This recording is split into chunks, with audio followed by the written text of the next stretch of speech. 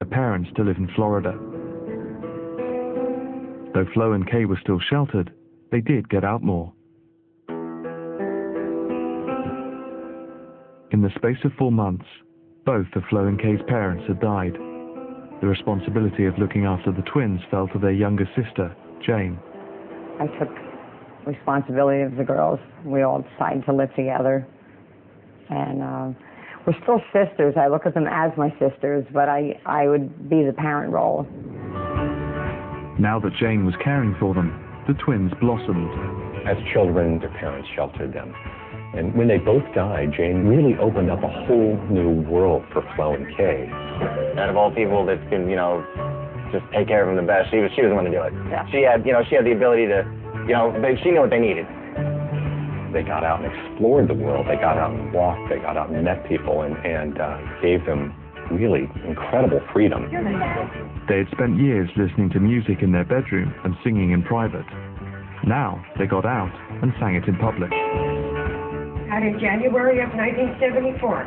We broke the record on January the 19th, 1974, Saturday evening. You come home like a dream, peaches and cream, lips like strawberry wine. You're 16, you're beautiful, and you're mine.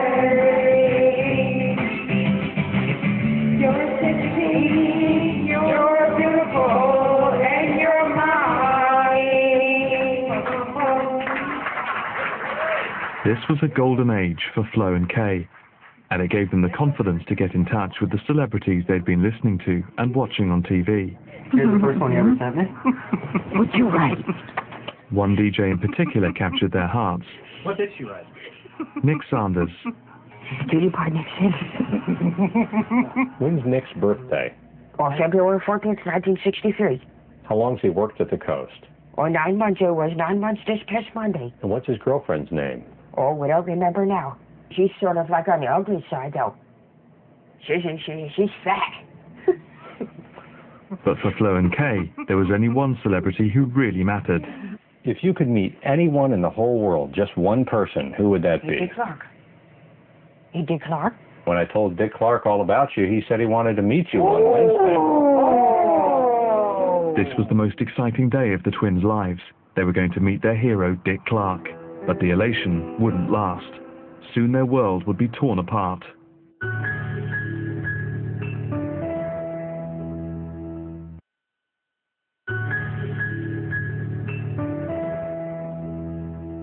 You have, however, won enough money to return tomorrow night.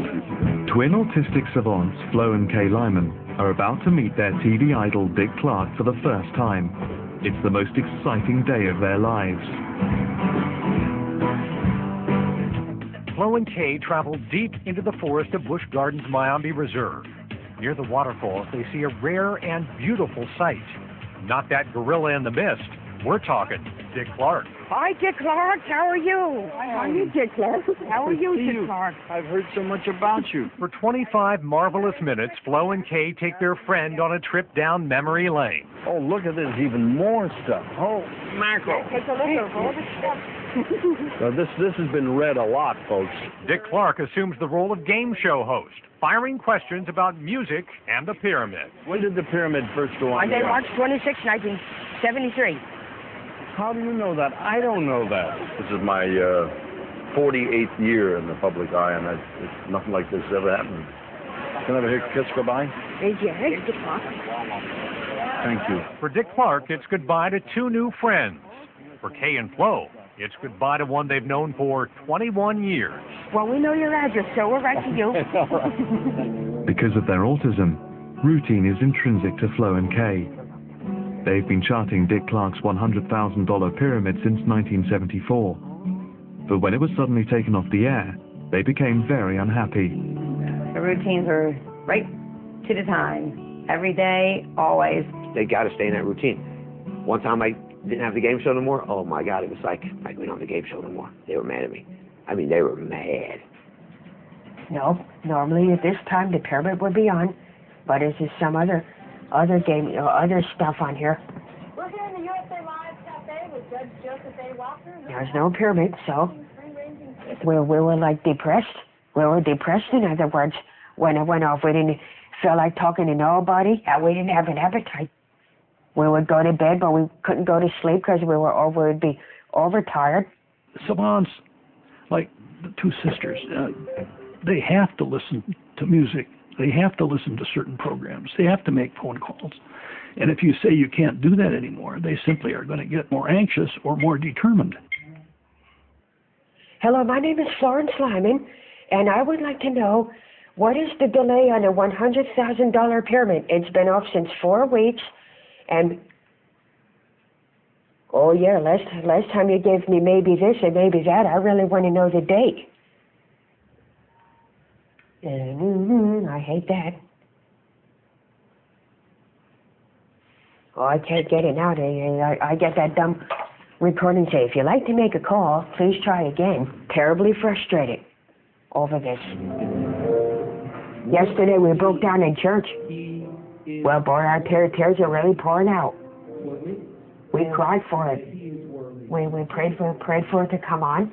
And our mother always used to say, your prayers are always answered, but this time it doesn't work.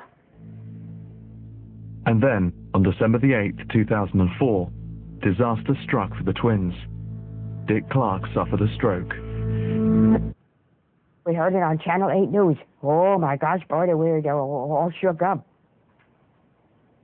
We took a picture, and we took a silver cross that our mother gave to us, and we propped it up on a stand, and we put a tea light in front of it, and a Bible next to it, and we made our little chapel. Well, which we call it our little vigil. I used to get the update all the time after Dick Clark had the stroke. I'd get his medical update all the time. And it was important to them, so I would listen. We don't want nothing to happen to him, because Dick Clark is like a distant daddy. He calls us up every year for our birthday. Yeah? But gradually, he made a partial recovery. Thank you. All right. Have a nice day. And on New Year's Eve 2005, Dave Wagner took Flo and Kay and their sister Jane to New York, where Dick Clark would be presenting his traditional New Year's Eve show. God knows what will happen next year, that he might not be there. And we'll be glad to see Dick Clark. Good morning, everyone. In just a few minutes, Yeah. we'll begin boarding flight 206 service to New York, Kennedy. If you would please press home and take a look at the Were you emotional? I'm a little emotional because because we are going to be glad to see Dick Clark. Dick Clark was due to appear on a giant screen in Times Square, but Flo and Kay preferred to watch him the way they always have done, in front of a TV. Here we go. Flo and Kay are eager to see Dick Clark back to his old self.